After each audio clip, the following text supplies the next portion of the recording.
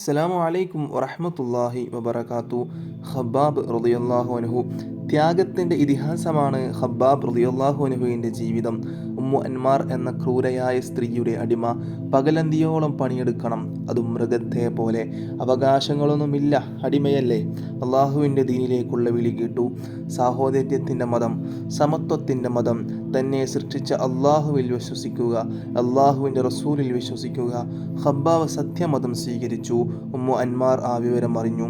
ഖബ്ബാബ് റളിയല്ലാഹു അൻഹുവിനെ വിളിച്ചു. ഞാൻ നിന്റെ യജമാനയാണ്, നീ മുഹമ്മദിന്റെ മതം ഉപേക്ഷിക്കണമെന്ന് ഞാൻ കൽപ്പിക്കുന്നു, സ്വീകരിക്കുന്നുണ്ടോ? ഖബ്ബാബ് റളിയല്ലാഹു അൻഹു വിനീതമായി മറുപടി നൽകി. നിങ്ങൾ പറഞ്ഞത് ശരിയാണ്, നിങ്ങൾ യജമാനത്തിയാണ്, ഞാൻ നിങ്ങളുടെ അടിമയാണ്. നിങ്ങൾ കൽപ്പിക്കുന്ന ജോലി ഞാൻ ചെയ്യും. എന്നെ സൃഷ്ടിച്ച അള്ളാഹുവിലും അവൻ്റെ റസൂലിലും വിശ്വസിക്കാൻ എന്നെ അനുവദിക്കണം. ധിക്കാരി, നിന്നെ അടിച്ചു തകർത്ത് കളയും. അടിയുടെ ശബ്ദം, തൊഴിയുടെ ശബ്ദം. ലാ ഇലാഹ ഇല്ലല്ലാഹ്, അല്ലാഹു അല്ലാതെ വേറൊരു ഇലാഹില്ല. നീ മടങ്ങുന്നുണ്ടോ? ഇല്ല. ഖുറൈശി പ്രമുഖന്മാർ ഒരുമിച്ച് കൂടി. കടുത്ത ശിക്ഷ അത് നൽകുന്നതിനെക്കുറിച്ച് ചിന്തിച്ചു. ഒരു തീരുമാനത്തിലെത്തി. കൽക്കരി കൊണ്ടുവരിക, കത്തിക്കുക, ആ കനലിൽ മലർത്തിക്കിടത്തുക. ശരീരം തീക്കനലിൽ കിടന്നുരുകുമ്പോൾ ഇസ്ലാം ദീനിൽ നിന്നും മടങ്ങിക്കൊള്ളും. കൽക്കരി കൊണ്ടുവന്നു, നിരത്തിയിട്ടു, തീ കത്തിച്ചു.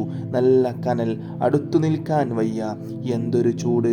ഖബ്ബാബിനെ പിടിച്ചു കൊണ്ടുവന്നു, തീക്കനലിൽ കിടത്തി. ഒരു ഭീകരൻ ഓടി വന്നു.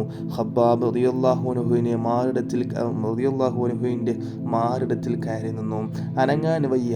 മനുഷ്യ മാംസം വെന്ത് കരിയുന്ന ഗന്ധം പരന്നു.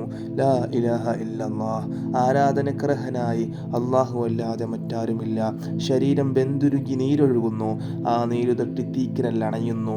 പൊള്ളി വ്രണമായ ശരീരവുമായി ഖബ്ബാബ് റളിയല്ലാഹു അൻഹു എഴുന്നേറ്റു. പിന്നീട് മുറിവുകൾ ഉണങ്ങി. വലിയ വെളുത്ത പാട്. ശരീരത്തിൻ്റെ പിൻവശത്തു കാണാം ത്യാഗത്തിൻ്റെ മുദ്രകൾ. ഖബ്ബാബ് റളിയല്ലാഹു അൻഹു ഇസ്ലാമിക ചരിത്രത്തിലെ തിളങ്ങുന്ന നാമം. പിൽക്കാലത്ത് സത്യവിശ്വാസികൾ അത്ഭുതത്തോടെ ഖബ്ബാബ് റളിയല്ലാഹു അൻഹുവിനെ നോക്കുമായിരുന്നു. ഖബ്ബാബ് റളിയല്ലാഹു അൻഹുവിൻ്റെ കരുത്തോർത്ത് കാലഘട്ടം വിസ്മയം കൊള്ളുന്നു. പീഡനങ്ങളും മർദ്ദനങ്ങളും നടത്തുമ്പോൾ ശത്രുക്കൾ ഒരു കാര്യം പ്രത്യേകം ശ്രദ്ധിച്ചിരുന്നു: മരണം സംഭവിക്കാതിരിക്കാൻ. അടിമകൾ മരിച്ചു പോയാൽ അത് സാമ്പത്തിക നഷ്ടമുണ്ടാക്കും. സ്വതന്ത്രരാണ് കൊല്ലപ്പെടുന്നതെങ്കിൽ അവരുടെ ഖബീലക്കാർ കലഹത്തിന് വരും, അത് ആഭ്യന്തര കുഴപ്പങ്ങൾക്ക് കാരണമാകും. ഇസ്ലാമിനും മുഹമ്മദ് നബി സല്ലല്ലാഹു അലൈഹി വസല്ലം തങ്ങൾക്ക് ഗുണമായി ഭാവിക്കുകയും ചെയ്യും. എല്ലാം വളരെ ശ്രദ്ധാപൂർവമായിരുന്നു.